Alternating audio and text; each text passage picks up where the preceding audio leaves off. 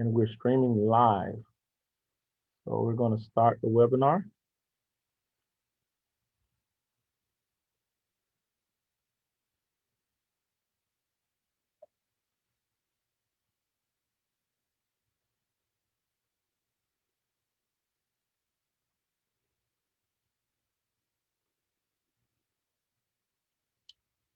I want to welcome the attendees as you begin to come into the session, the webinar here. We're going to just allow people to join in.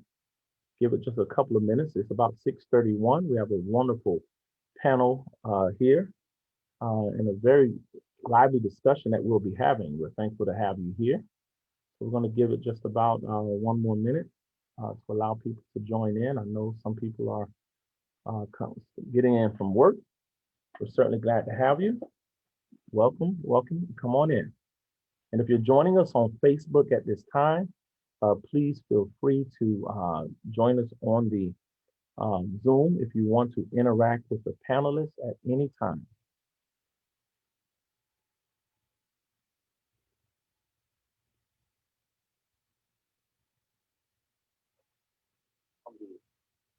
Zoom if you want.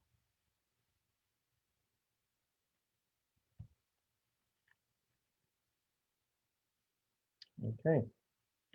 Welcome, welcome. We're getting started very soon with a lively conversation from the pews to the polls.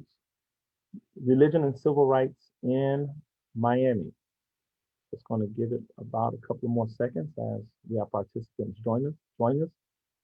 We had about 34 participants that have joined so far. If you have questions, definitely put them in the Q&A as we begin to get ready for this panel.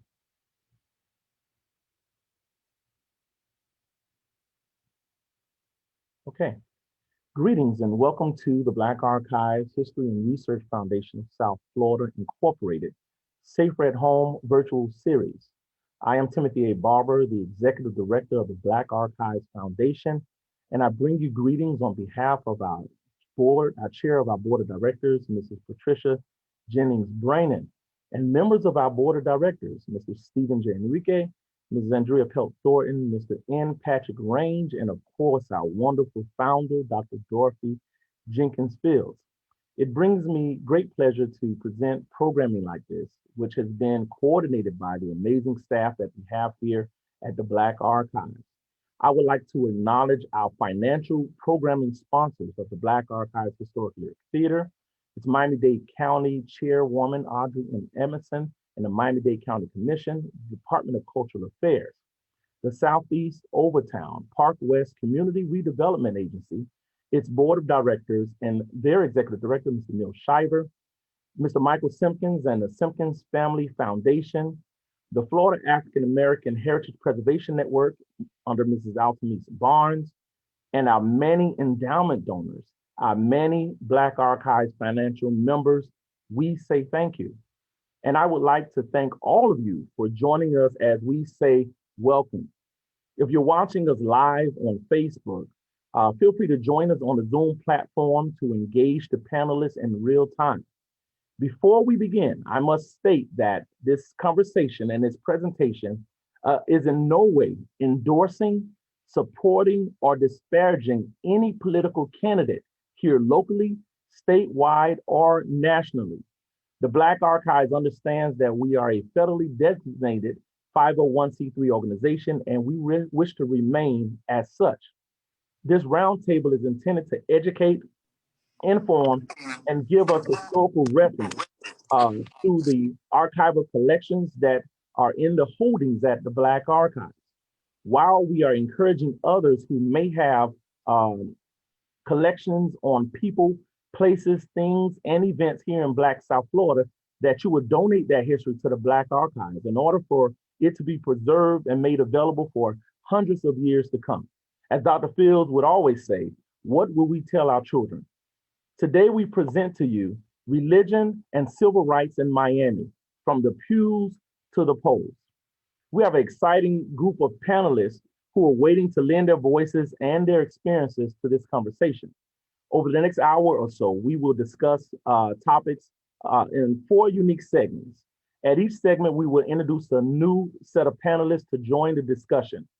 The segment topics are the history, the collection and early pastors, bridging the gap, and balancing church and state. We will try to answer questions as we progress. If not, we hope to reserve time to answer those questions from attendees at the end. Let's get started with our first conversation. Today we have with us Camila E. Pritchett, Operations and Programming Manager here at the Black Archive, Louis Berthen, Assistant Archivist, and we have Alicia Melton, who is our Outreach Community Archivist. Welcome, everyone.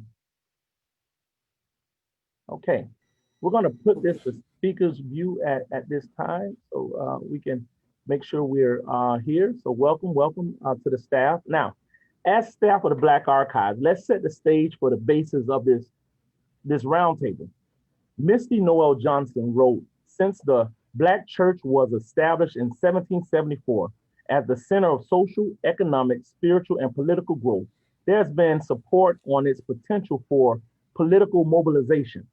Because African Americans were prohibited from developing or practicing or participating in American mainstream institutions, the church became the channel for all social activity in the Black community. Now, the Black church, while providing spiritual freedom, has been involved in significant movements from social and political freedom. Prior to the Emancipation Proclamation, and the African Americans were not permitted to organize for fear of insurrections and rebellion by white slave owners. In response to those restrictions and limitations that were placed on enslaved Africans to congregate, enslaved Africans began to establish what E. Franklin Frazier coined as invisible institutions. Now, in the 19th century, with major efforts of evangelical outreach happening by the white missionary Methodists and Baptists, there was a dramatic increase of both forms of Protestant faith amongst people of color. But because white Christians in the Black church in the churches did not treat Black Christians no different than the worldly Jim Crow practices, like requiring Blacks to sit on one side of the sanctuary or up in the galleries, Blacks were finding that even in the church, equal rights did not exist. So this led to many free Blacks establishing separate churches from their white counterparts, free from the discrimination that they faced in the predominantly white churches.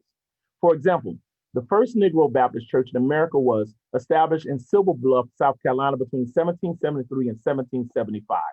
The African Episcopal Church of St. Thomas was established in 1794 in Philadelphia. The African Methodist Episcopal Church, who we know was started by Richard Allen and Absalom Jones, was started in 1787. Now, the African Methodist Episcopal Zion Church of New York City was established in 1820. Now, interesting enough, based on our topic, the Methodist Episcopal Church, Zion Church, had amongst its members of the church, Harriet Tubman, Frederick Douglass, and Sojourner Truth. All of them were political leaders of their day. So during and after slavery, the Black church became the base or the safe haven for religious, social, and political activity. From Hiram Rose Revels, a minister in the African Methodist Episcopal Church who became the first African American to serve in the US Congress in 1870 and 1871, to Adam Clayton Powell, a Baptist pastor who became a member of the US House of Representatives from 1945 and 1971. Black preachers at one time were synonymous with Black leadership in the church and in politics.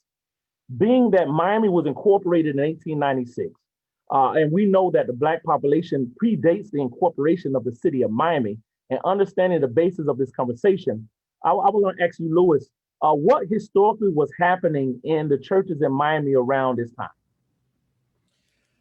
So, great introduction, first of all. What I want to point out is that when we say that the community predated what was the incorporation of Miami, that is the truth, because we had Coconut Grove. So you had an influx of Bahamian immigrants who were situated in Coconut Grove.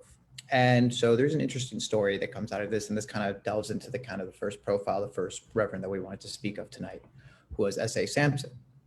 So the story goes that there was a church that both the Black and white community shared in Coconut Grove, and this is 1890s, okay?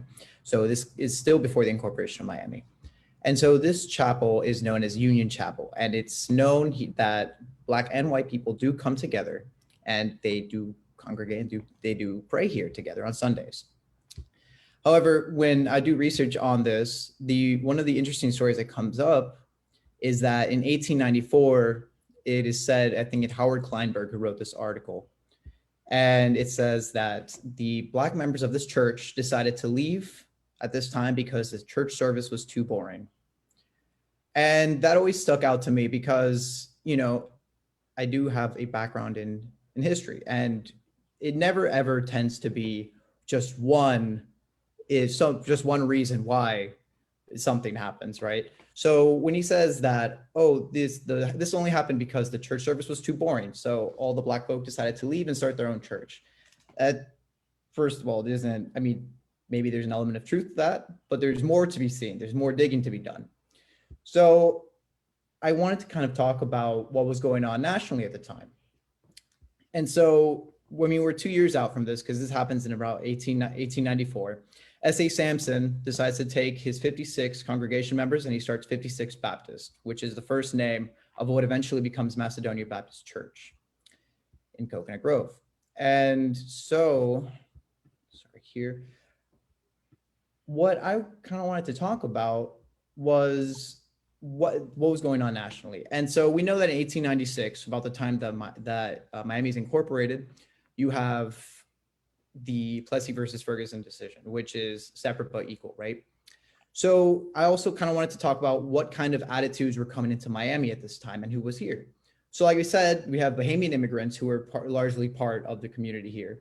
You had English residents who the Peacock Hotel was owned by British residents. And so you had a large influx of white Northerners who were coming in at the time.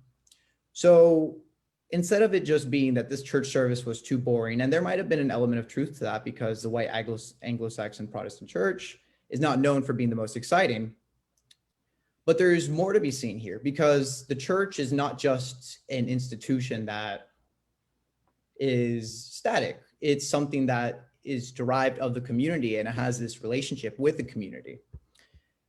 So what I think is that as an institution that is transmitting culture and is preserving culture, these Bahamian immigrants and other people who were here in the community wanted to start their own church because, first of all, for the reasons that we stated, but also because of the ideas that are being transmitted through the church.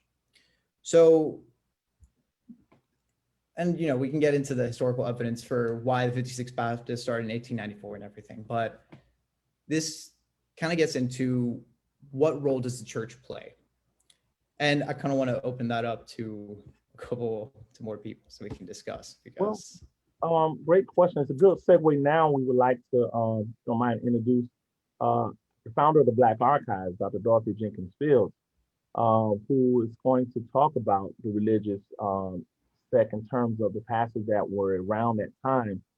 Dr. Fields, how are you? Mike. Okay, all right. So, Dr. Good Fields, evening. yes, good evening. Good evening. Thank you for joining us.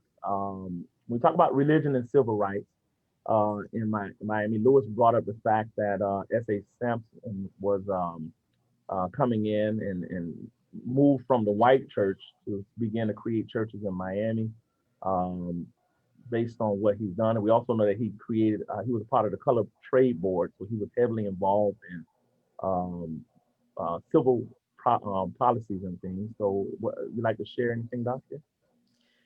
Yes, indeed. From the beginning, religion has always been an important part of life for Black people in Miami-Dade County.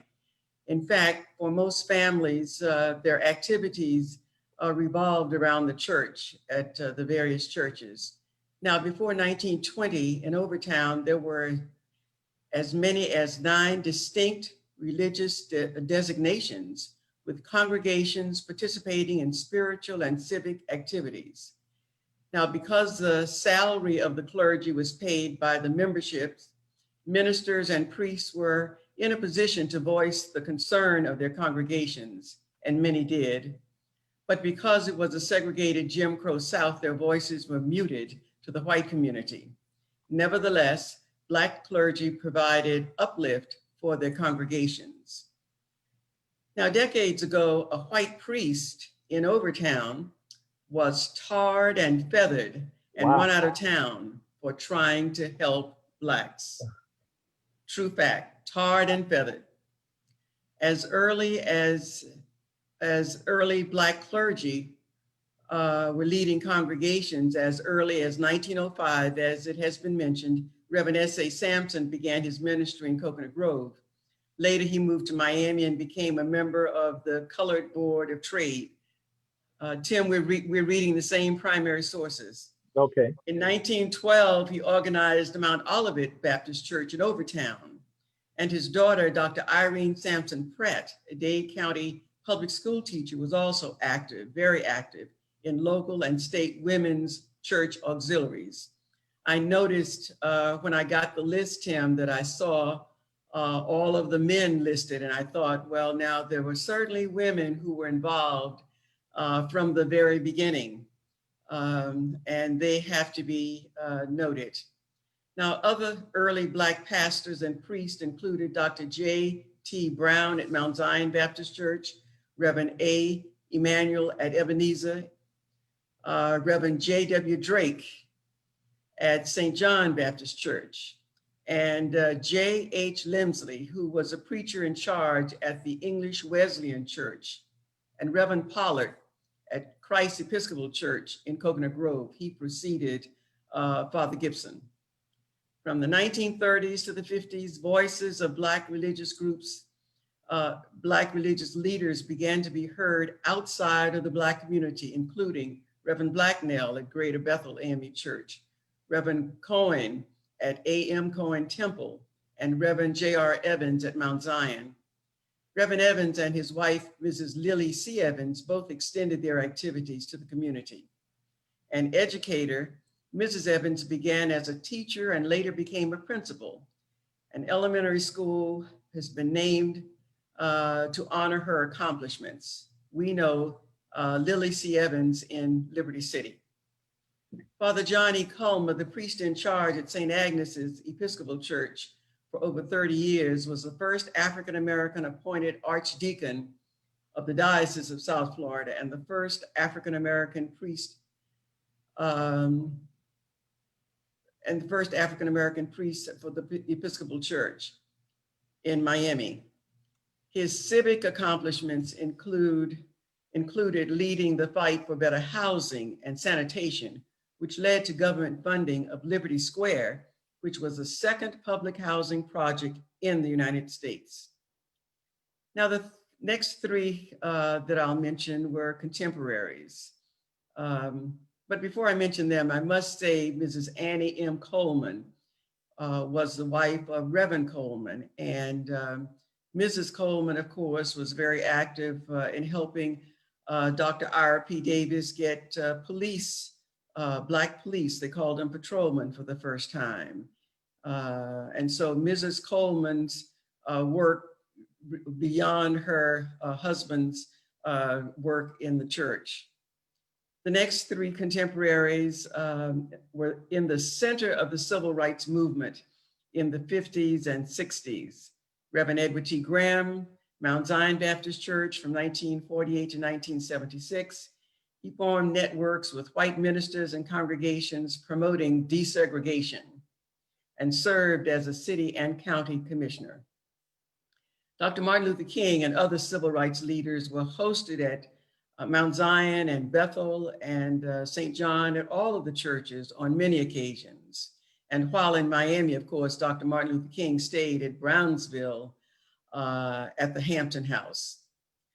Father Theodore Gibson, who followed Father Pollard at Christ Episcopal Church in Coconut Grove, helped break the color barrier at Crandon Park on Key Biscayne, led an effort to integrate Dade County Public Schools and the lunch counters in downtown Miami. He was also appointed to the Miami City Commission, and his widow, Thelma Anderson Gibson, still very much alive, kicking, is a retired nurse who worked by his side in the church. a community advocate in her own right. She has a charter school and a senior housing development. I saw the name Atherley Range. Her name was Myrna Atherley Range, M. Atherley Range, an active member of St. Francis Episcopal, St. Francis Catholic Church in Overtown. She was a tireless advocate for the disadvantaged. She served in city and state government. Andel Mickens, Andel Watkins Mickens, wife of Reverend I.C. Mickens, was a Dade County school principal who worked side by side with her husband to help build Memorial Church near Florida Memorial University. She was a state president of the church's auxiliary. So Tim, this brief overview highlights some of the pioneer clergy and others who used their voices and talents to help improve our community in the pioneer days.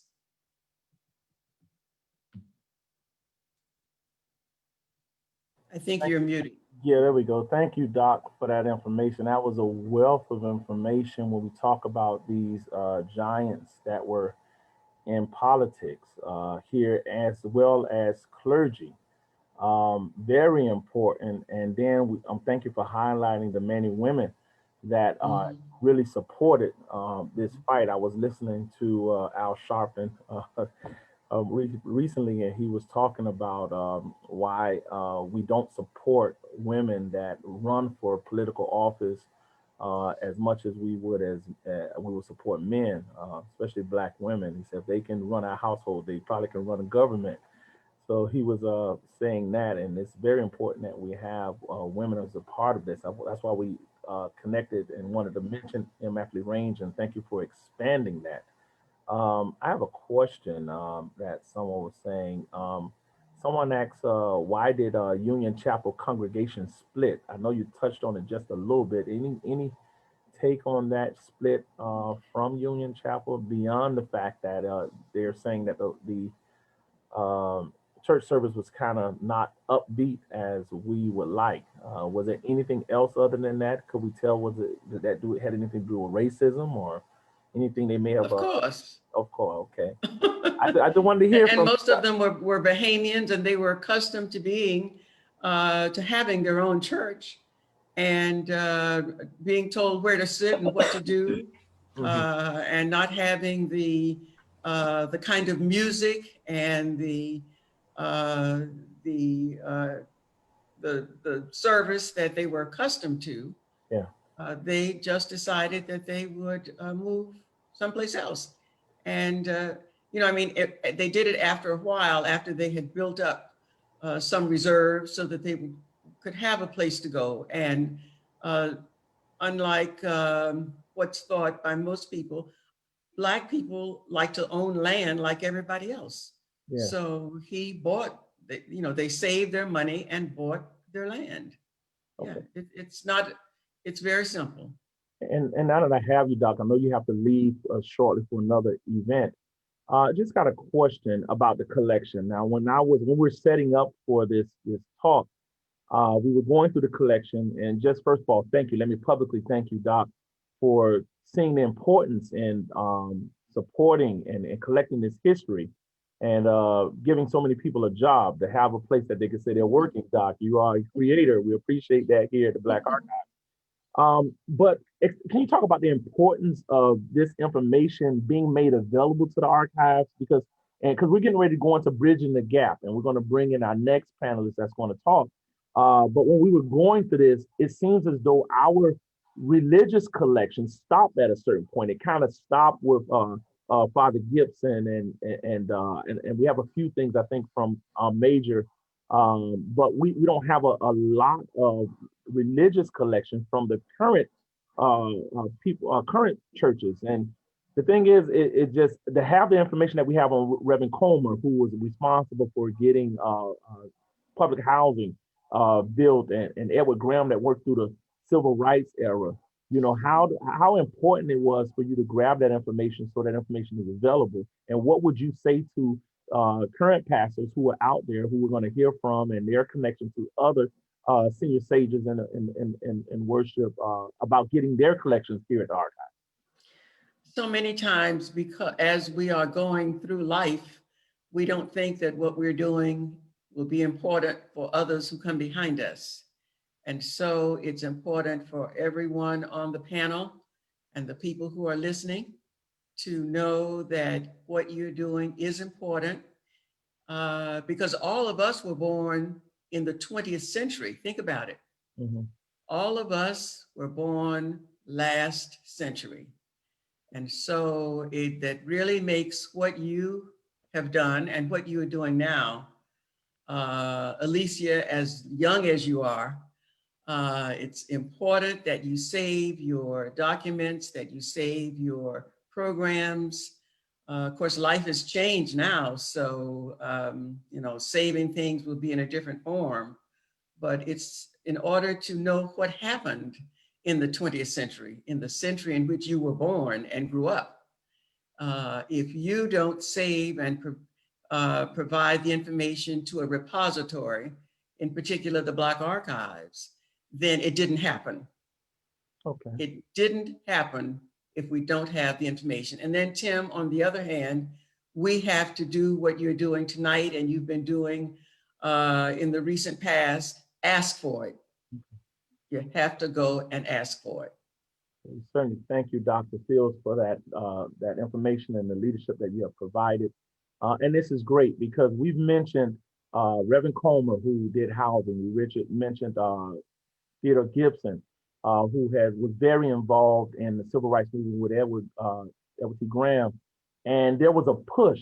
Now, beyond that, our next guest that we want to bring on is Reverend Rhonda Thomas, who's with Faith in Florida, the executive director of Faith in Florida, and the first lady of New Generation Missionary Baptist Church.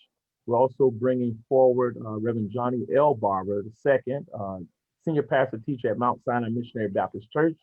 Yes, we have the same last name because we are related. So this is my older brother, who was former moderator for Florida East Coast Baptist Church Association. And we want to say welcome to you guys. Are you available? Your mic's on. Pastor Barber and okay, good. We have both of you on. Reverend Thomas, are you with us? Yes. Okay, great. So, and this is a good segue, and we call this part bridging the gap. I had a conversation with Reverend Thomas, and you begin to say names that you don't hear every day no more because these pastors are no longer with us. And so some people would ask, like I have a question from Gail Willingham that said, what is the role of churches and religious organizations in supporting our government? I want you to bridge us now from Edward T. Graham, from John Comer, from Father Gibson, M. Athley Range, and Andel Mickens. And I want you to bridge the gap now because we see what's happening today in society. But there's a period of pastors that were still involved in the movement coming into the 70s, coming into the 80s. You guys want to shed some light on what was happening then in the church? Well, first of all, I want to thank Dr. Fields because that information was fantastic. And I really appreciate it. It just goes to show you the shoulders that I stand on and the work that I do becomes, these shoulders are taller and taller. And I'm just grateful for the moment. As our conversation the other night, I look at the work that I do and I reflect on the shoulders that I stand on is the late Reverend Arthur Jackson III, Jr., the late Willie Sims, Yes. Pastor Samuel Atchison, and even the present Dr. Douglas Cook. Because I could remember in 1980, during the May riot, when an unarmed Black man was murdered by Miami-Dade County Police. Miami, we lost it. The devastation that took place from that pain because we felt there was no justice, and a riot took place. And it was a lot of devastation done in Liberty City. And we as Black people, we literally burnt down our own city out of anger and pain and the loss of the life of Arthur McDuffie. And it was no calmness in our city. It was a whole lot of anger. And it took clergy like the ones that I've just named who came and brought a calmness in our community. And I can remember during that time, that was definitely before we had, now we have early voting. There was no early voting. We can only vote on Tuesday. And we realized that after we, clergy took the street and was asking the community to calm down and let's sit at a table of reasoning and the open discussion. And we wanted to sit with some politicians who we hope would care enough about our community to help rebuild it. Unfortunately, we didn't find the love and the passion that we needed to help rebuild Liberty City. And so those faith leaders at that time said, well, we need to put someone in office that cares about us. And the late Willie Sims began even a larger conversation of what it would look like to get churches to lead our congregations to the polls. And during that time, it was only Tuesday. And they put forth the effort to lead congregations to the polls to vote for elected officials or candidates who cared about us. No one wanted to really stand out and help rebuild Liberty City in a way that it looks like it looks now. And we knew we needed the right people in office who cared enough. And so that's what I remember about that era of clergy and how they were able to bring a calmness in our community after something so tragic had taken place. And even today, I had no idea it'll be 2020 that I will be the coordinator of leading Souls to the Polls in 80 locations in the state of Florida this election season. But it comes from the shoulders that I stand on. I take no credit for nothing. These humble men loved our community enough to really push us in a way of voting and holding elected officials accountable when it came to the rebuilding of our city. So you did mention some very strong names: Willie Sims, late Willie Sims, the late Arthur Jackson, and you talked about when the riots happened. I'm assuming we're talking about the McDuffie riots and later the Nelba Johnson riots that were happening due to police brutality. And it's sad to say that there's nothing new under the sun. We're repeating history, and we're kind of doomed to repeat history because we don't know our history. And this is why this platform is so very important, that we can educate ourselves and educate people. So those ministers, you mentioned how they, at one time when we were talking, you said that they went out on the street. I was a child. I was in the 80s. I was still a little kid just running through the neighborhood and stuff like that. But you mentioned that they went actually to quell the riots, to quell the unrest. These pastors left their pulpits and they went out into the streets and walked the streets to try to get everybody calm. Now, and then what you see with this, and I guess Pastor Bob, you can answer this now as well. You see the unrest that is happening across the nation now, and do you feel that that voice that those pastors had, those giants had, is that voice still loud, or are there too many distractions that's quelling the pastor's voice? I know, and I'm gonna bring this up to the hard topics. They have this thing called separation of church and state, and we're faced with it as well because we're not for profit. So, being that previously from the pulpit, and you said something very important as well, Thomas, Reverend Thomas too, that the Anglican Church, they can get up and they can say who to vote for, and no one bothers them. But as soon as a Black pastor now stands up and speak, you get one of these we're going to investigate your church and see if you're your funding is right. I think a church that happened to a church here in Miami during one of the elections many years ago. Are you finding that the pastor's voice is being shuttered because of this, or handcuffed because of this? That is different from those giants of the past. Is that to me? I'm sorry, moderator. Moderator, Reverend Thomas. I don't want to put no one on the spot. Let me just give a little tad bit and I'll turn it over to moderator. Based on the work that I do. Yes, those giants, they hit the streets. They walked 62nd Street and 12th Avenue, 17th Avenue. They spoke out to the community and the community listened. And also what stood out about them is that they stood on their word, and they stood on the word of God. And so that's what makes them the giants that they are. Now we are looked at very differently from not just our own community, but there are some stipulations they hold over the Black church opposed to other evangelical churches. And I'll just turn that over to moderator Barbara right now. Allow me to say good evening to everyone, and to my co-laborer, and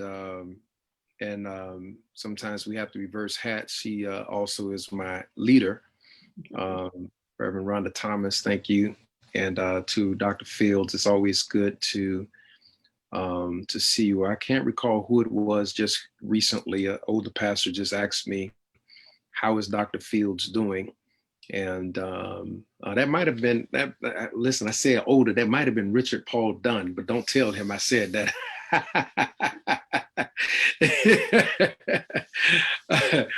But I believe that, and this is just my opinion. And so let me preface the statement just by saying it's my opinion. When we look at our predecessors, the richness of the names that were being mentioned, as Dr. Fields and as well as yourself, Tim Barber, it was, nostalgic, to hear those names, because you remember, you either remember hearing some of the stories. Because of my age, I would have to hear it, but I would hear it from a generation of pastors who were right beneath some of those who were mentioned, and you would hear how they march, how they would purchase land, and how they established churches, and some of the reasoning as to why, it's they say and it sounds funny for a pastor to be saying it, to say that the devil is in the detail. Some of the nuances in there, whether it was because they were forced out, whether it was because of certain restrictions and different things of that nature. But nevertheless, a movement took place within those people, and those people, our predecessors and our ancestors, they're quite different from just not only pastors today, but just the people in general today. Because it was out of those movements, out of those Bahamians moving and forming, Macedonia, with those pastors, regardless of the denomination, they really, we would not be here now if it were not for just their makeup and their just willingness to say, we want our own church. We want our own community. We want our own schools. We want our own hospitals. And they were up against forces greater than what we are up against now. And then when the riots that took place in the 80s, and how those pastors boldly, would take to the streets, I believe that there's a dynamic that contributes to a different view and value for the preacher in the community. I believe we are faced with different dynamics wherein we have a larger generation. This new generation of people contributes to a larger number of people in the United States who are unchurched, regardless of denomination. This new generation, and I'm not coming down on them when I state this. And so because of that deterioration and that diminishing number of people who are in church, the mamas and the grandmamas and mom and them and big mom and them who made us go because of their value for religion. There are so many societal dynamics that I believe that is acidically eaten away from the very fabric of what the Black family looked like, and some of the values in the Black family that would cause for them to go to church. And so the preacher, because of that generation and how they viewed the pastor,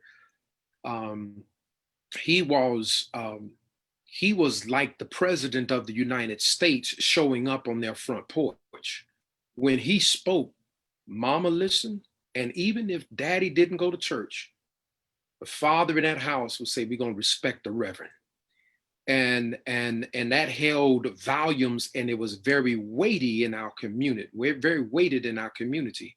And so because all of these varying dynamics that I feel that has, from an acidic way, has eaten away of the very fabric of the African American family, so too has the value of the Black church in the Black community.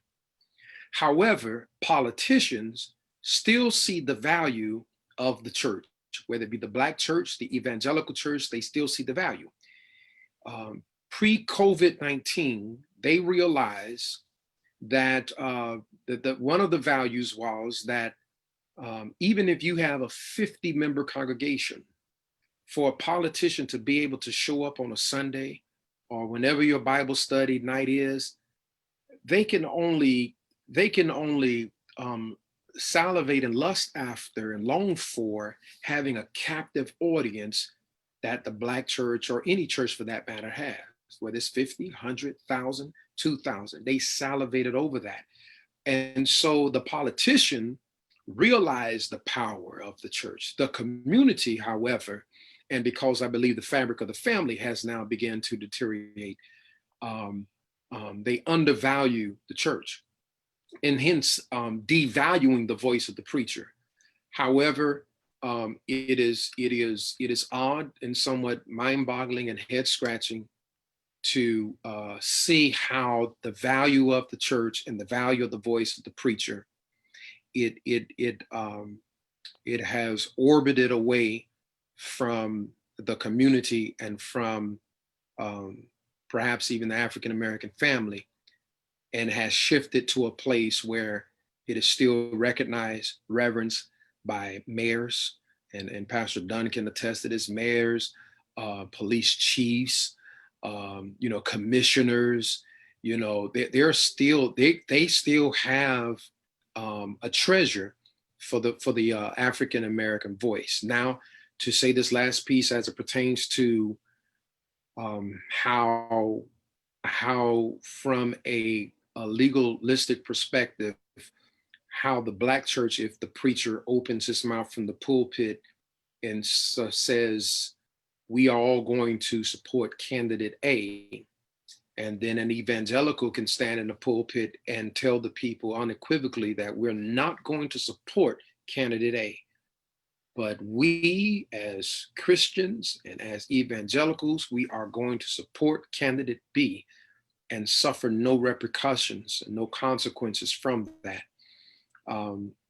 There is a level of inequality that does exist, that has the African American pastor from the pulpit silent as to specifically stating who it is that they will support. However, outside of the pulpit, there are workarounds, and Pastor Dunn and Pastor Thomas can attest to that. There are workarounds that you see many pastors doing.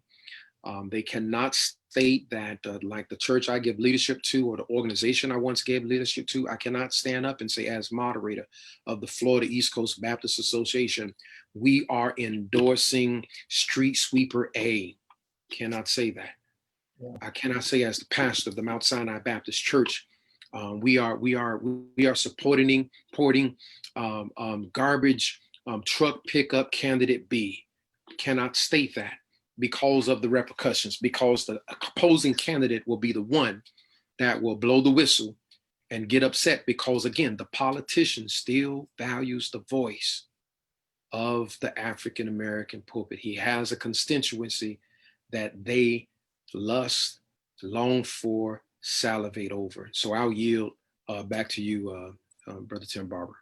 So great dialogue on that. And this kind of leads us into this. That's a little different than what it has been in the past when we had the Martin Luther Kings and you know, the Abernathy's, and they were able to kind of endorse candidates from the pulpit.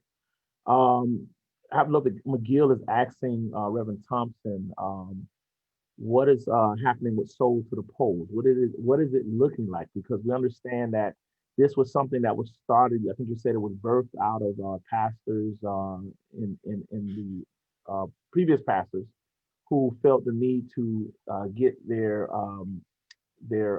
churches to the polls.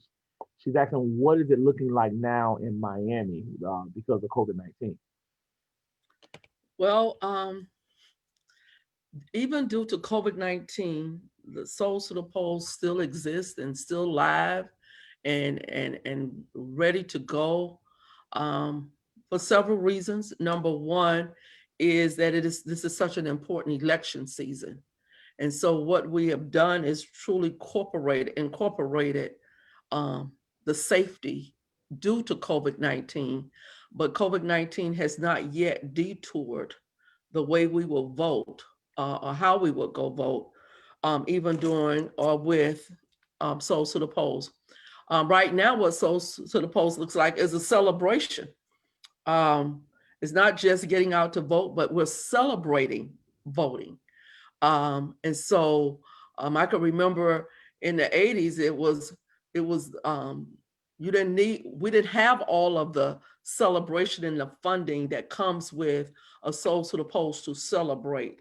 Now it's live and well, and it's in Miami alone.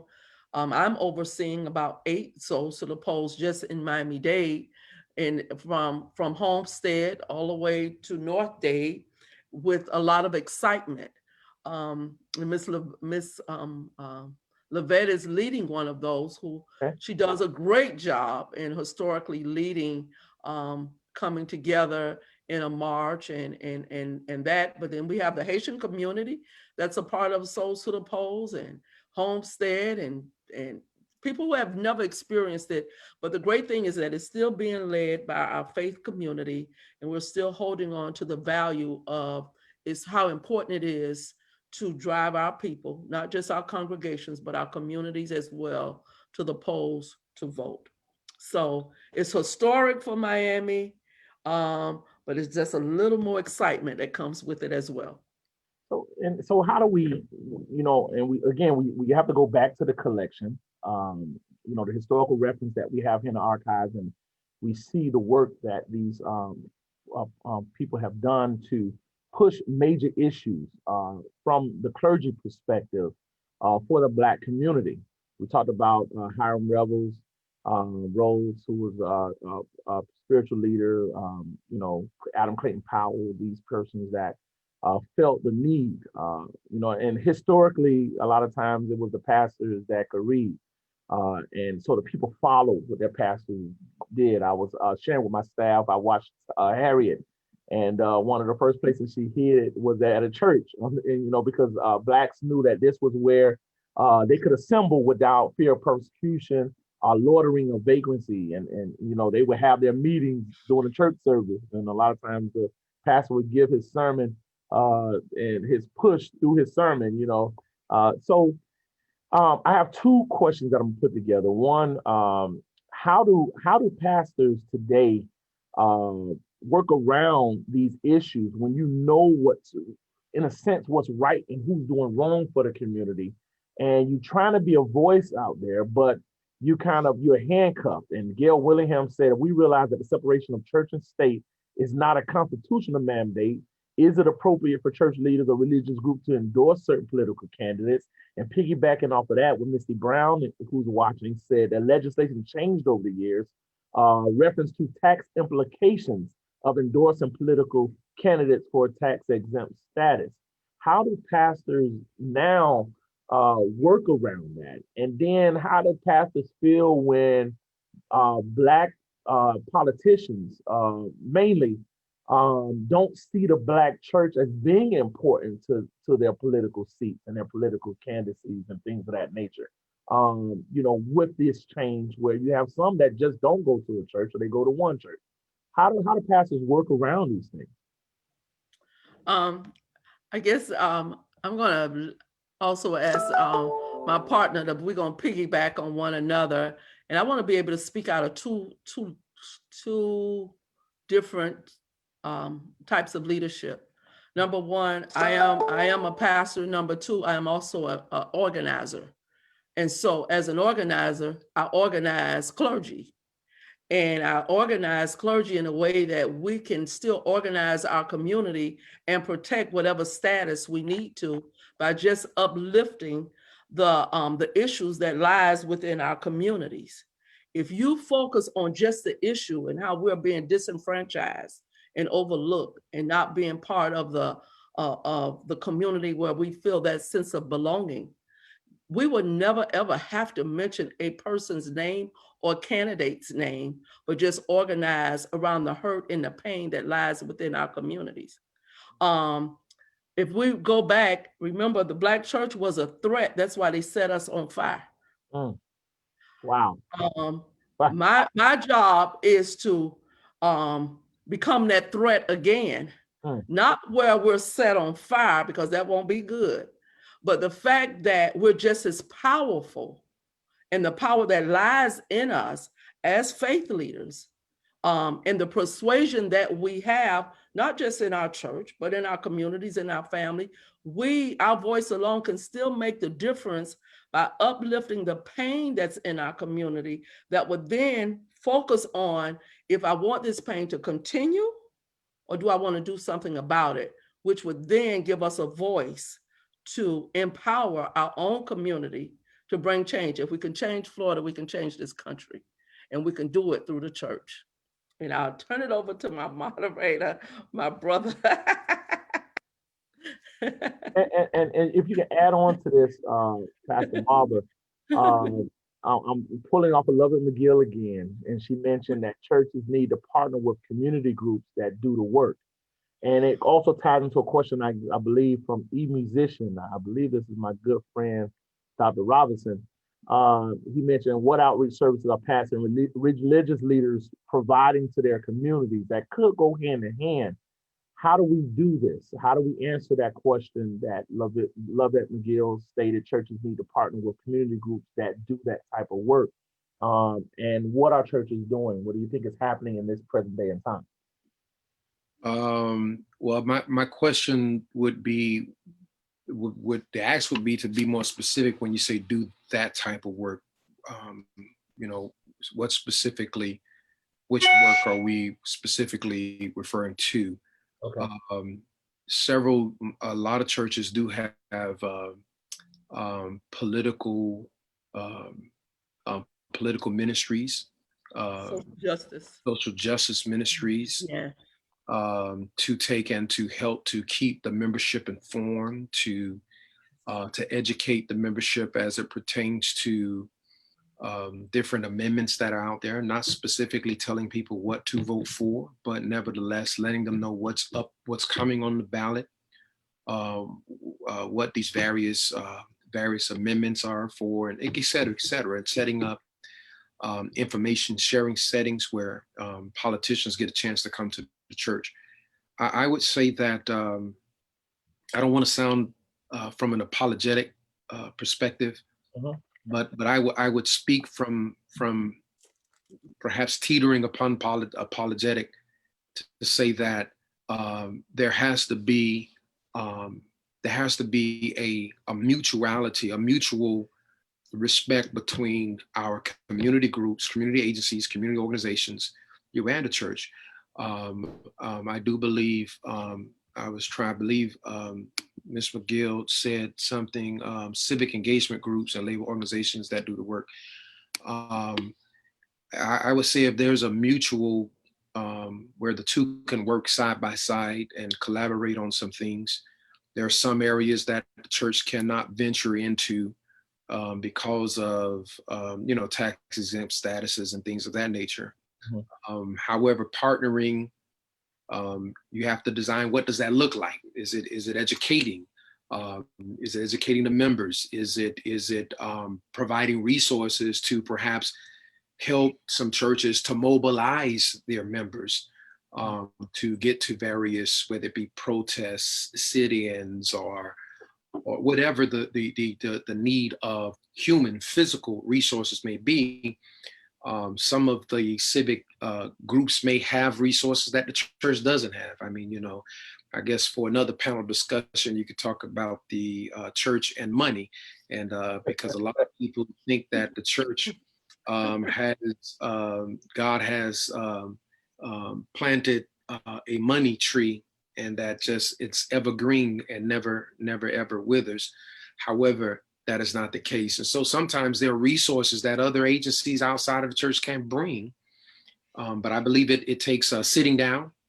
For instance, I'll use myself. So if it's me sitting down with Miss Levette McGill or others, like I have worked with Pastor Thomas, not from just a pastoral perspective, but when she takes off that hat and she puts on that hat for Faith in Florida, then we work. That's collaboration. It's okay, here's some things I would like to see the church do. Here's some things I would like to see my church do. Here's some things I think I can get some other pastors involved in. How can we make that happen? And then the conversation begins from there. It's a sharing of, hey, this is what we're doing. And we've done that on several occasions, not only with Souls to the Polls, but just trying to bring even several different community groups together, for that matter, because there were several groups and they want pastors involved. And so there I was in the middle with my hands trying to bring these groups together, because if this group over here, and I have friends and associates over here, and I believe in their cause, and plus I have friends over here, then I'm going to go over here and help them. But then I have friends over here in this organization, and I believe their cause, but there are some similarities between the two groups. And so sometimes it takes trying to bring the groups together and say, okay, how can we bridge and create a gap so that there can be some collaboration, so that the pastor and the church and the membership is not stretched thin? Because then what happens is, unfortunately, the Black church then gets ridiculed and the Black pastor gets ridiculed. They'll state, where is the church? Where is the pastors? Where are the pastors? Well, sometimes we don't know. They've encouraged their congregation to go over here, and then another 2 or 3 or 4 are encouraging their congregants to go over here, or encouraging their congregants to do both. But at the end of the day, going back to my original statement, the very fabric of the family acidically has been eaten into. And so at some point, the family's going to sit back and say, okay, now listen, Rev, hey, we'll see you on Sunday, and you tell us how that event that you were running back and forth between. And so the pastor shows up, but then the people don't show up, or his congregation don't show up. So, but if there's more concentration and more a concerted effort of collaborating, and we hit them, listen, the hand balled up together makes a powerful fist. And we can really make some changes if we can get some of these groups and organizations to collaborate, to work together, and see how can we do it. How can we do it? Because now, and I'm not calling anyone out, but now everybody, you have this group, you have that group, you have another group, you have this group. I saw it with the marches after George Floyd. This may sound maybe I'm being too transparent, but I was marched out. I was really marched out. It seemed everyone had a march, and I remember one Sunday I went from one march to another march. I literally completed marching another march, hustled back to my vehicle because I wanted to show my face and I wanted to support and I wanted to be a part. But it became very exhausting, and it was just different groups being out front and leading. But there's an old church song that used to say, when all God's children get together, what a time what a time, what a time. What about if all of these congregations and could come together, not congregations, but different groups could collaborate? We could lay our egos aside because this election is major. This is major, major, major. It's major. If we don't do what we're supposed to do now, I'm fearful of what these United States will look like in 4 years. I'm fearful what these United States will look like in 4 years. Without talking about a candidate, I'm just fearful. The trajectory that we're on right now, if we do not come together, it's frightening to think about where we will be 4 years from now. So interesting enough, you know, it isn't just the local, the national election. We have local elections as well. That's very important as well. But I want to segue just briefly to our next guest. Our next guest, I want to introduce them because it's very important, because when we're talking about church and state, and we talked about the former politicians that were former preachers that were very heavily involved in the conversation, we have some current pastors who have had the opportunity to serve as civil servants, as well as who are still serving in roles that are in politics. And we want to talk about balancing church and state, being clergy, being spiritual. And our guest now is the Reverend Richard P. Dunn II, who have served as Commissioner of the City of Miami, I think on several occasions, as well as Minister James P. Jackson Jr., who is the inner spiritual minister, as well as the senior aide to the City of Miami Commissioner Ken Russell. So welcome, guys. How are you guys doing today? Do we have you on when you speak? Blessed. Can you hear me? Thank you so much for this marvelous conversation and discussion. All right, we have James. James, are you with us, Mr. James? I'm here. Hey, what's up? Good, great. Look like you at work still, man.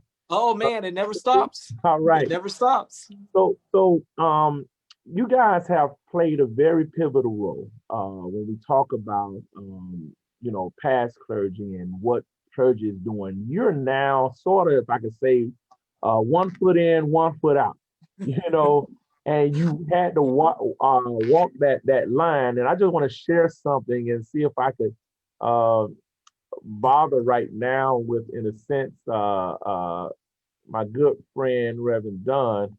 I had to get his picture on, and I had to make it look like it was old, like back at like the other photos. So when I put him in, I kind of had to line it up, like he was yesteryear. So that's why that picture was from last year. Oh, that picture was probably from 1935. Oh yeah. No, we're just messing around. But I want to hear from you guys because and I guess I'll go straight to Reverend Dunn first because he served in the capacity several times, and he also shared some very interesting information with me and how important the church played, not just in the role of politics, but also with schools. Reverend Dunn, how are you today? I'm blessed, and we thank God for this marvelous panel, and certainly for the Black Archives, for Dr. Fields and her untiring service, to all of the panelists, all of the staff of the Black Archives, and to you. Kudos for bringing this conversation to bear. Good, thank you. You're sharing with me and some things that you've done that people probably is not aware of. And like I said, I was talking to Reverend Joseph Lowry, the late Reverend Joseph Lowry, and one thing he always said to me, and I always use this all the time since he said it to me in Birmingham, he said, if you don't know your history, you'll never know when they're trying to take you back.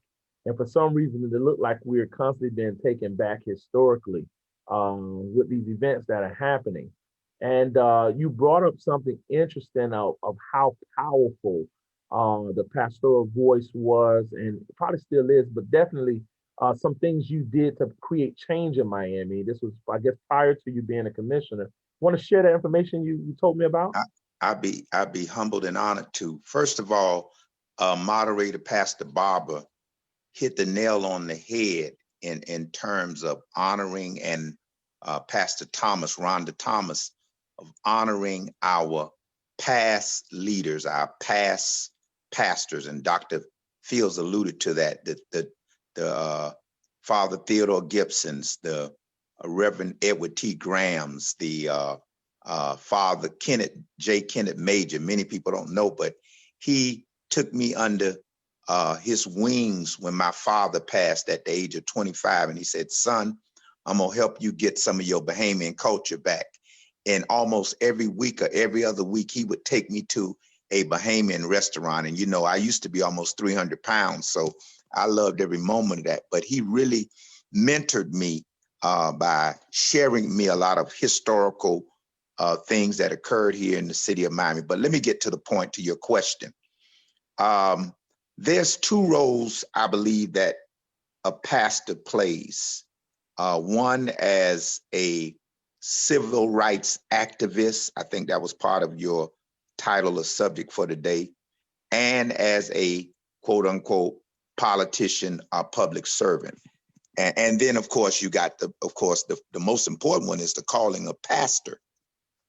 Just to highlight your point, there have only been, if my recollection is correct, in the last, I'm gonna say 30 years, I wish Dr. Fields was still on. I don't know if she is still on. In the last 30 years, there's only been, watch this, 3 ministers as a whole that have served politically in Miami-Dade County. 3 ministers as a whole and only 2 pastors. The 3 ministers as a whole in the last 30 years or so have been, of course, Reverend Representative James Bush III, yours truly, Richard P. Dunn II, and I don't know if you all remember Reverend Jimmy L. Williams, who is an AME pastor. He served at St. James AME Church in Liberty City. I don't know where he is now because you know they move around a lot in the AME Church. No shade, but that's just a fact. But there's only been 2 pastors in Miami-Dade County, and 3 ministers in the last 30 years. I kind of slightly disagree with Dr. Fields when she talked about Dr. Graham and Father Gibson being contemporaries. No, they've been gone a little while now. But they were the ones who I looked at when I first came back to Miami after being in Dayton, Ohio, which was a predominantly African-American city. And of course, I received my Master's of Divinity degree at Morehouse School of Religion in Atlanta, Georgia, which is the hub for civil rights and political activism and I could roll Andrew Young and so on, and Dr. Martin Luther King, of course, Dr. Joseph Lowry, who I got a chance to meet, even to the extent of being at his home on Christmas Day. That I think that's pretty special. But let me get to the point. The point is this. The point is, let me just add this. Let me interject this because I would be remiss if I didn't do this. The only pastor in our neighboring county, Broward County, that is served as pastor and politician right now currently is Bishop Eric Jones. And you could check the record. And I believe the reason being is because if you, and I experienced this, if you ran for political office, especially being a pastor, back during the time when I was running, and I was running a lot, good God Almighty, you would demonize. They, I'm talking about from the general community. They would say, "Oh, preacher shouldn't be you should stay in the pulpit. You don't have no business in politics." And it was very vicious. I'm telling you, it was very tough. I mean, I'm not talking about the church community, but the general community. Now, I can state that there was one church, a major church, which I will not call right now, that overlooked me as their pastor because they said I was too caught up in politics. Now, that's a fact. And this was, of course, 20, 30 years ago. I've been out here a long time. In fact, to get to your first question, there's a role of prophet, a civil rights activist. And it just so happened that God blessed me to have a radio program on WMBM. I was invited, had never served on the radio, never gone to broadcasting school. The program director at that time asked me if I would serve. I said, who, me? He said, yes, you. We had a radio ministry at the time when I was with my grandfather at Drake Memorial Baptist Church. And by the way, she did mention Reverend J.W. Drake, who was one of the pastors at St. John Institutional Baptist Church. Well, that is my great-grand uncle by marriage to my grandfather. So I just want to, put that out there. Reverend J.W. Drake Memorial. My grandfather named the church in memory of his uncle who cared for him and took care of him. Long story short, I was on the radio, and I was a radio host, or what we would call synonymous, a disc jockey, a radio disc jockey for WMBM. And one day, the program director, after doing a regular shift from 10 to 3, he came to me and said, I want to try something with you. I said, what is that? He said, man, I want you to do something called an issue for today. And I said, okay, I was just going with the punches and rolling with the flow. At that time, I was 28 years old. So, I was young and crazy and thought I was going to save the world and save America and be the next Dr. Martin Luther King Jr., that kind of thing. So sure enough, when we would do these talk show issue for the days, and yes, it was prompted by a police shooting in Overtown. I'm telling you, just never, I think at that time it was Clement Lloyd and somebody else, and it was in Overtown. 2 guys got killed on the motorcycle. And I was a loose, I was young. Like Father Major told me, he said, son, you can do this because you're young. You're not looking at everything. I understand now what he was talking about. When you get older, you think more about, what is this going to cost me? What is it going to cost my family? What are the repercussions going to be? Because trust me, when you go out there on that front line, you're going to get hit. You're going to get hit. And so, and another person that did attempt for political career was Bishop Victor T. Curry. And he was hit by the same thing. Oh, you need to stay in the pulpit. Preachers need to stay in the pulpit. They don't need to, y'all ain't right. Y'all crooked. These were the kind of things that we would hear. You need to stick with God and stay in the pulpit. And thank God I knew my biblical theology. And I would quote Moses. I would quote, Moses was a civil rights activist, and he was.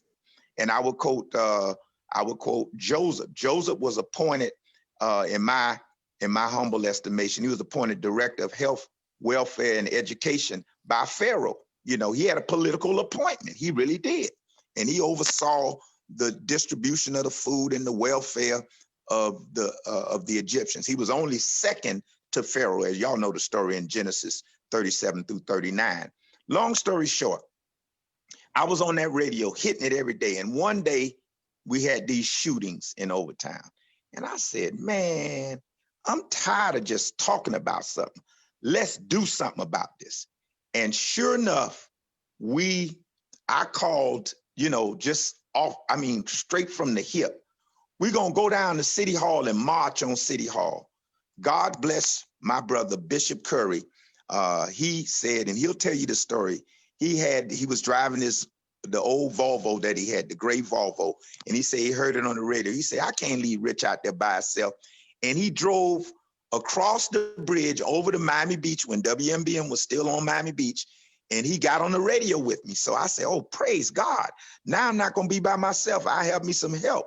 So we started doing a tandem type of radio issue for the day. We did it every day. And then one thing led to and then when they overlooked Dr. T.S. Greer for superintendent of Miami-Dade County Schools in 1990. Mind you, I was 29 years of age. Bishop Curry is only 6 months older than me, approximately 6 months. He was 30 years of age. We called the boycott on the school board, and over 85,000 students didn't go to school that day. We shut it down. Out of the bus drivers, 700 out of 1,000 school bus drivers did not drive the buses because Mr. Sherman I think his name was Sherman. He was the union rep. He told his bus drivers not that they were going to support the boycott. And so we did all kind of things. In fact, there was a write-in candidacy for the late Dr. T.S. Greer, where over 15,000 people voted. You know, we just said we're gonna jack up the system. We're gonna mess with their head a little bit. And we got a lot of kickback from that. We got a lot of kickback. We only did it one day, and one thing led to another. And so then I said, you know what? Maybe being on the outside, you got to get on the inside to really make a difference. Oh my God, what did I know? Well, that's partially true. And let me just explain. If you want to be involved in a movement, you're more effective on the outside because no, your hands are not tied. You don't have to be protocol or proper. You don't have to worry about, them trying to co-opt you or hurt you even. Well, they'll try to do that outside or inside. It doesn't matter. But if you're on the inside, now you have legislative ability. And those of you know, you can actually participate in changing laws for the whole entire area of jurisdiction that you're serving. You can make an impact. You can make sure that the dollars go where they should in terms of our community. So that was perhaps my proudest moment on the outside, that schools boycott. But then when I finally got on the inside, and by the way, I was appointed in 1996 at the age of 35. I was appointed again in 2010 at the age of 49. And then I was elected in November of 2010. And I only served for like a total of 18 months during that period because the person that was indicted, well, I call her name, Michelle Spence-Jones, the case was dropped and she was reinstated to the city commission seat. And I ran once more in 2013 and lost. But let me just say this. Legislatively, I'm proud to say that I was able to implement the teen curfew. I brought that back. Well, I re-implemented. I reinstated it because I kept seeing all these shootings and kept seeing, I'm not talking about police shootings. I'm talking about black on black shootings. And then, we got to talk about, I know it's not popular, but we have to talk about that more. I am a great supporter of Black Lives Matter, but my question is, when is Black lives going to matter with Black people about Black lives? Because sometimes we do more damage to each other in that area. And a lot of people don't want to say it because it's not popular, but it's true. We're hurting ourselves. Think about the last time you were victimized by crime. I guarantee you it wasn't somebody probably from across the tracks. It was somebody on your side of the tracks. All right, let me carry on. So anyway, we were able to start the ball rolling to getting the former police chief, 2 or 3 before him, Chief Miguel Exposito, fired. And we started that ball. Now, let me explain the challenge of that. When I made the motion for to get a vote of no confidence because we had suffered 7 Black unarmed men were killed in the city of Miami over a 7 or 8 month period. And he refused to make any changes. He refused to make any adjustments to his policing policies. And so I told him through the city manager at the time, Carlos Magoya, that I was coming for him. Well, guess what? I found out later on, like 2 or 3 years ago, that he was also coming for me. He asked somebody that was very close to me that was involved in law enforcement, and I'm not talking about Pastor Dennis Jackson, he's not the one, to put a tracker under my car, hoping that he can catch me, snooping around, sneaking around, with somebody other than my wife. But the devil is a liar. God showed. Okay. But did we lose him? I think he muted himself by mistake. Dunn, Okay, what about you got excited. You got okay. What did I? Baby God is talking right. Yeah. Before we go, we ready. Okay, can you hear me now? Yeah, just for a moment, Reverend Dunn. We wanted to kind of tie in Minister James Jackson, and we wanted to kind of focus on you guys kind of working in that film. And you mentioned it just a little bit, Reverend Dunn, that your hands kind of is more tied on the inside. So I guess, Minister Jackson, being that you work for a commissioner, that you see the problems, and I know the district that you work under encompasses like Coconut Grove without going into any major issues that is going on.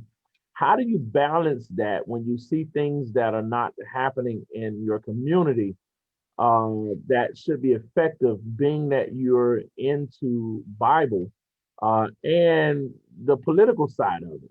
You know, when you kind of have to, walk around handcuffed. How do you balance those things? For me, it's not rocket science. It's not rocket science.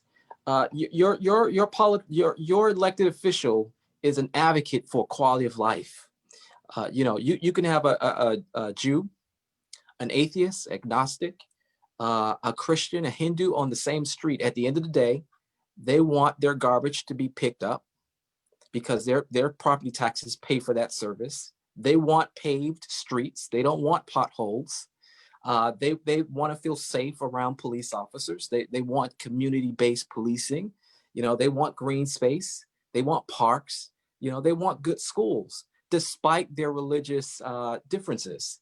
And so it's not rocket science for me. When I'm here and I'm working, I'm an advocate for my constituency. And I have the pleasure of living in the very city that I serve. I don't live in the same district. I live on the other side of the train tracks. And so for me, it's a matter of advocating for quality of life, Me being a person of spirituality is a bonus because, it gives me an opportunity to speak the language of my community and to connect with the folks in my community who probably worship, in a similar way as I do. But at the end of the day, I'm an advocate for the quality of life issues here in these communities. Okay, Ms. Pritchett, I know you've been trying to jump in and you had a question for our panel. Well, no, I was actually there was a question posed in Facebook, and I wanted to ask to all the ministers, any of you who feel like you can address it. There's some frustration about what is deemed to be like an ongoing conversation about civil rights. And so the frustration is, we're talking about history, we're talking about the conversation that has kind of evolved through the years, but what do we say to those people who are, tired of us singing about we shall overcome and getting to the overcome part? Where does the rhetoric turn to action, and what are some of the things that you can say that are to this comment, as far as some of the tangible changes that you have seen, even though maybe the struggles have changed throughout the years? What are some ways that you can address the concerns for those people who kind of don't see anything happening and feel that the reason that we're even having this conversation may be some evidence of the ineffectiveness in some way? May I? Sure. Okay, I've served as the president of Pulse and as the president at different times of the African American Council of Christian Clergy. And we've always, at least during my tenure, I always knew that it was important to fight for the people. Case in point, to answer your question directly, the single member district that we have right now in the city of Miami, District 5, came about because Pulse sued the city of Miami to get single member districts. And I was one of the lead plaintiffs. And I don't know if you know this to my neighbor, and I know he's gonna laugh when I say that to my neighbor, but the city of Miami district to the north actually cuts off right in front of my house I'm sorry, not to the north, but to the west. It cuts off right in front of my house. And I never forget during the time when we were suing, because I was a part of Pulse, and went to Minister Nathaniel Wilcox and Pulse, and we sued. Donna Baldwin was our lawyer. I mean, we went to court, and they settled. The city of Miami settled.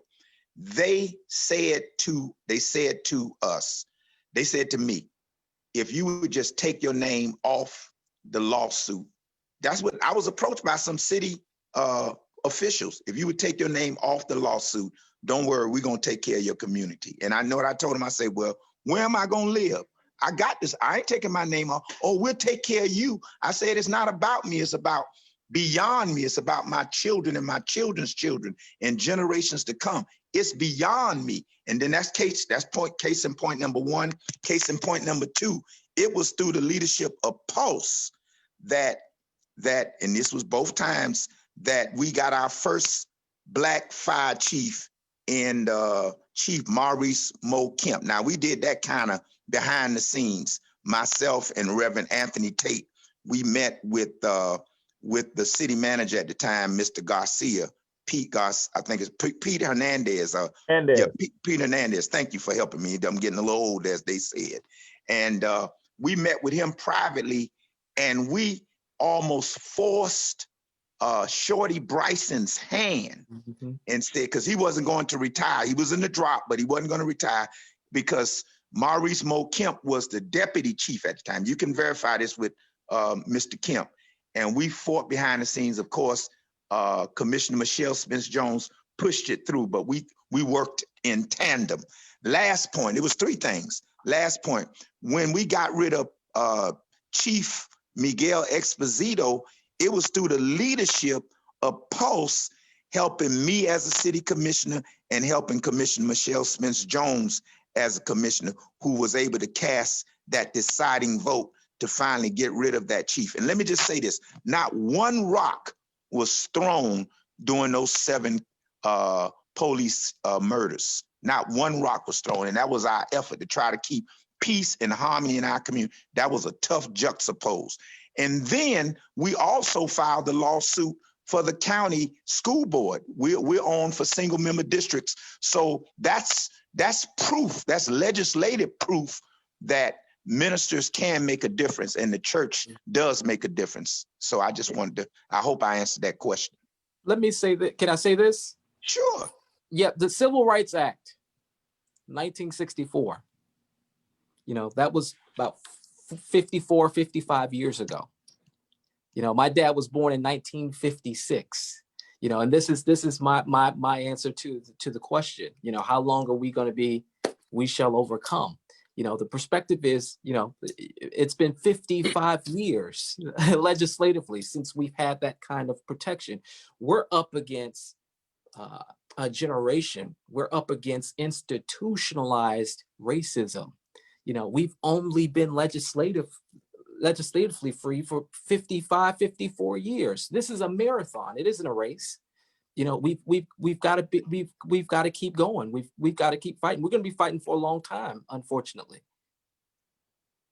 I think actually that idea is a good question to kind of get everybody's like last take on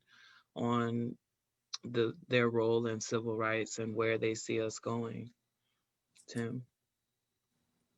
I look to Pastor Barber, Reverend Thomas, anything you wanted to add as we begin to wrap up this session? Well, I'll state that I believe if I heard Ms. Pritchard correctly, it almost, I believe the question was like, so, you know, alluding to almost to a point to a place where the preacher pastor is absent, or the effectiveness of civil rights in, you know, in the activity today, if I'm kind of, you know, just surmising it. And Pastor Dunn began to list a few things that that he and Pulse, and when there was AACCC and his involvement that they've been in. In this day and age, we are living in the digital media. Everything is so instant, and now, you know, we're in a Twitter society, and so and we want everything done microwave, in a microwave fashion as well. In the Twitter fashion, we want it here quick in a minute. The news cycle, if you look at it, it doesn't last long. They move on to the next topic because of various studies that show and prove the lack of attention span that the average human being has. And so you look at it, the news cycle, something that was breaking news. It's breaking news, but for a moment. 10 minutes later, 20 minutes later, they moved on to something, some other hot topic. We've just witnessed this. We went from talking about COVID-19 to talking about the protests to going back to COVID-19. They've pushed the 200,000+ up under the bus. We went from the protests, not from the protests, but from the presidential debate, presidential debacle, or whatever you want to call it, sparring match, to talking about, from there, it was outfall from that. And then all of a sudden, the president, depending on how you feel, has or does not have COVID-19. But miraculously, 3 days later, yes, he's grabbing from Bible. 3 days later, he's risen from Walter Reed, and now he's flown back to White House. And so what happens, that is just a prelude to say that so too is the mindset of those when they begin to look at our pastors in the church involved in civil rights movements and engagements now today. Are there pastorally led organizations that are involved in fighting for change, as Minister Jackson talked about, that exists systemically? We're not in this for a sprint. We're not in this for a news cycle, but it is a marathon. Yes, they are. But because of this digital Twitter age that we live in, sometimes the church does a poor job of advertising itself, if you will, in this digital age to say, hey, look at us, we had this meeting, or hey, look at us, we're doing this.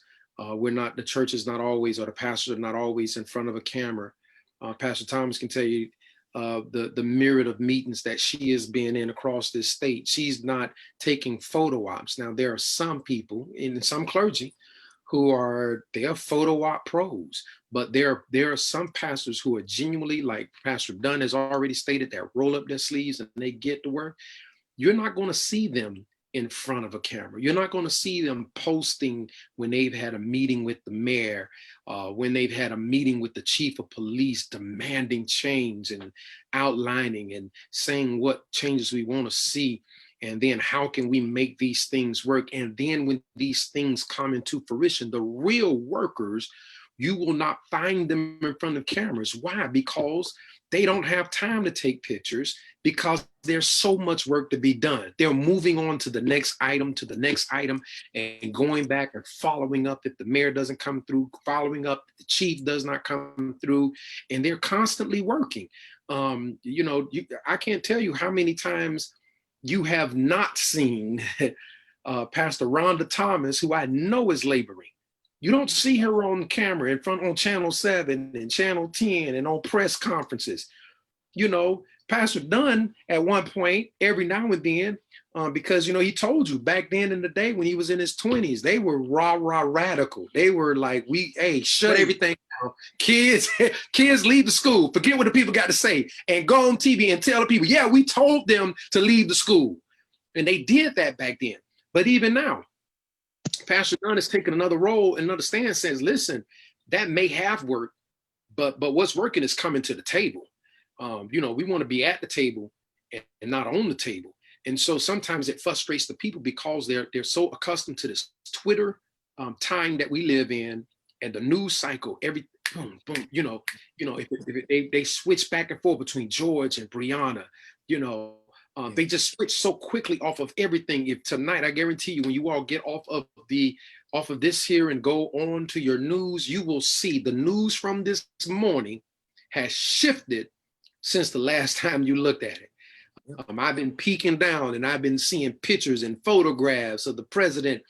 He went from going in to the hospital at Walter Reed to doing a drive-by, waving at people, and he's supposed to have COVID-19, to now being dismissed at 6:30, to now being flown back on Marine One to the White House to walking up the stairs of the White House with the mask on, taking a photo op, taking the mask off. 3 days, I tell you, listen, but let me keep that comment to myself. But needless to say, I do believe that the church is involved. I believe there's a myriad of things that also play a role in it. The impatience of people at this point in time, and the insatiable hunger that people have from this digital age that we live in. We want information, and we want it now. In the age where the phone is right at, news is right at the tip of your hand. You're speaking to smartphones, speaking to smart speakers in your house. You're speaking and telling your AC what temperature to be at in your home. I even saw something that says you can talk to your sink and tell your sink to turn on. And so we're living in this age, and people look for that as well. So if the church, if the pastors were into satisfying that insatiable hunger, I believe it would satisfy people, because then they got a blow by blow, day by day update on Wednesday. Pastor Barber, Pastor Dunn, Pastor Thomas, Minister Jackson, we're going to get together and we'll be meeting with the mayor on A. Then they want us to come with an update after that. Same thing, you see the people pressured and were pressuring the doctors of the president. They wanted a blow by blow detail as to everything that was going on with the president, and what medicine, why, when. And that's the way society is now. And the media drives it. And the people have now become programmed because the media has driven it. But I do believe, and I'll yield, and I'm grateful for being on, but I do believe that that insatiable hunger causes us to miss out on the fact that the real workers are working behind the scenes, and they don't have time to be up in front of cameras. I would tend to question the people that you always see in front of the camera, and they always got to have press conference. Preacher, the Politician, community, all of them, the politicians, the people who claim themselves to be community activists that are always in front of a camera. I would become a little bit leery. If we can question, and it's an unfair bias, you can question Donald Trump at every time he does things and say, oh, it's a political stunt, it's a publicity stunt, and da da da da. Well, what about some of what we're doing? It becomes a publicity stunt. Somebody gets shot. We run, it's the same usual characters. They're running before a camera, but what are you doing behind the scenes? What are you out there talking to people in the street? I mean, what are you doing? Hey, we got this press conference and the mayor and blah, blah, blah, blah, blah. So you want everybody to know that you know the mayor? I know him too. I got him on speed dial, but I'm not having a press conference about it. I mean, I'm sorry. I get it. That's all right, moderator. But real quick, fake workers. They fake work, like fake news, fake workers. They're fake workers. Fake workers. Hashtag. I just wanted to share real quick, and I promise it'll be quick. It's a constant warfare, and it's constant. And there is some great work, like moderator said, behind the scene, but it's a constant warfare because it's constantly changing. And unfortunately, the media don't always capture the real work. And the real work is the manifestation of it sometimes slowly takes place because the sincereness of those that are out front compared to those that's really pushing the work, it's a big difference. It's unfortunate, but it is a big difference. And I just want to share with you right now, if I shared on this right here, what post-election is looking like and what message we have to get out to people of color, it will be mind-blowing for some of us. And it's not so much where we will see America looking, being great again, but it will see where we're actually about to repeat a time cycle that's not working in the favor of Black folks. And that's a whole nother story, but it is a constant warfare between the church and the issues and making some real stuff happen and then holding those that need to be held accountable. And I'm going to close on that. Thank you so much. Mr. Barber, I know time is of the essence. I would be remiss if I didn't thank your brother, the moderator, for those profound comments, but also Pastor Rhonda Thomas has done some of the greatest work that not just this county, but this state, in their involvement with Mr. Desmond Meade, with trying to restore the rights of ex-felons. I mean, how nice is that? How wonderful is that? And I don't think I've ever seen her do a press conference to that wise. Even when we won the court battles a couple of times, I know it got amended and got changed and watered down and that kind of thing, but we won because of their efforts. And I don't think there was one press conference where I saw her standing in front of the microphone. Let me say something very quickly, because I remember after President Obama was elected, and they were kind of castigating, in my opinion, Reverend Jesse Jackson. Oh, we don't need these civil rights leaders no more. The devil is a lie. If you look at civil rights leadership of Reverend Jackson, he was one of the first ones to open up President Barack Obama stood on his shoulders because he ran for president. Reverend Al Sharpton ran for president of the United States. But let me just say this: the difference between the clergy, the Black church, and the Black pastor now and then is really no difference, because if a Black pastor is taken care of, in most cases they are, by their churches and congregations, guess what? If they have the courage to speak out, they are free. Even most of the Black people that you see who are very successful, who do they work for? They work for municipalities, they work for government, they work for city, they work for county. And the minute they become outspoken, out they go. But see, they can't do that to the Black pastors. And I would be remiss, and we would be remiss if we did not bow and thank Bishop Curry and the New Birth Baptist Church for what they did in purchasing WMBM, the gospel radio station. And that was after the sponsors pressured the owner of the radio station. Y'all better shut these boys up. They were told that, he was told that they had to shut us up because we were very radical, Bishop Curry and myself. So what Bishop Curry did and New Birth Church did under his leadership years later, they bought the radio station. Praise the Lord. Who else could have done? We don't have enough Black private business owners and strong business owners that we can speak out like you have in some of your northern cities or in places like Atlanta and Chicago and places like that. But the church, the difference between the Black church and the Black pastor is, if he wants to or she wants to, we are free to speak truth to power. And if you work for the government, they'll put a muzzle on your mouth and kick you out of there. Thank you so much. I want to say this as a call to action as well. In the School of Ethics, the School of Thought of Ethics, leadership is only as strong as followership. And so you need to be able to, as a person, as a member of the church, you need to be able to have conversations about God and spirituality with your pastor, but you also need to be able to talk about affordable housing and policing issues. So so there's a part that our constituents and the members of our churches and organizations, there's a part they have to play. It's a very important role. Leadership is only as strong as the followership. Thank you so much for that. Listen, we have extended our time beyond. I do want to thank those who have watched this presentation. Again, I must say that this conversation and its presentation is in no way endorsing, supporting, or disparaging any political candidate here locally, statewide, or nationally. The Black Archives is a federally designated 501c3 organization, and we wish to remain as such.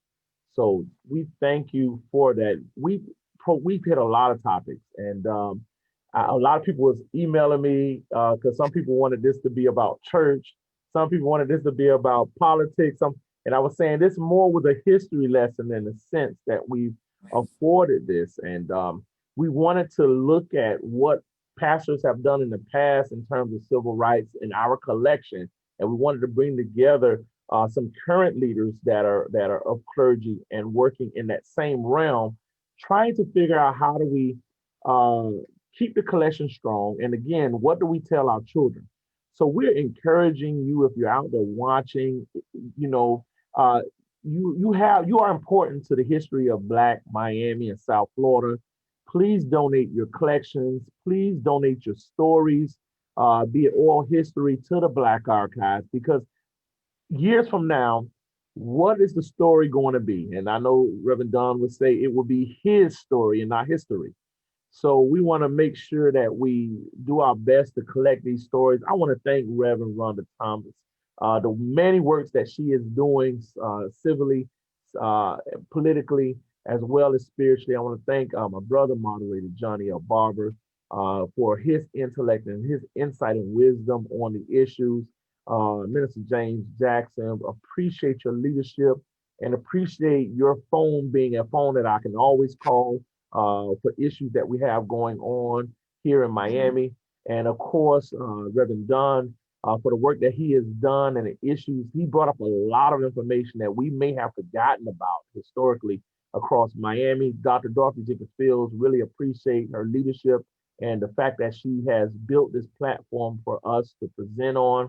My staff, I could not do this without my staff. Camila Pritchett, I appreciate you and your organization, as well as Louis Burton, who's assistant archivist, who's really doing a lot of the research here at the archives.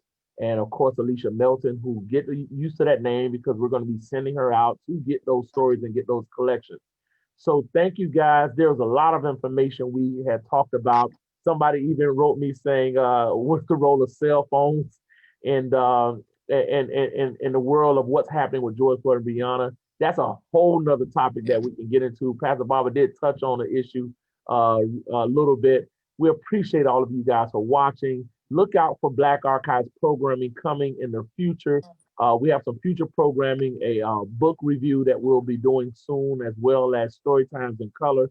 Be on the lookout for those webinars. Follow us on Facebook. Follow us on Instagram at Vault South Florida or Lyric Theater MIA.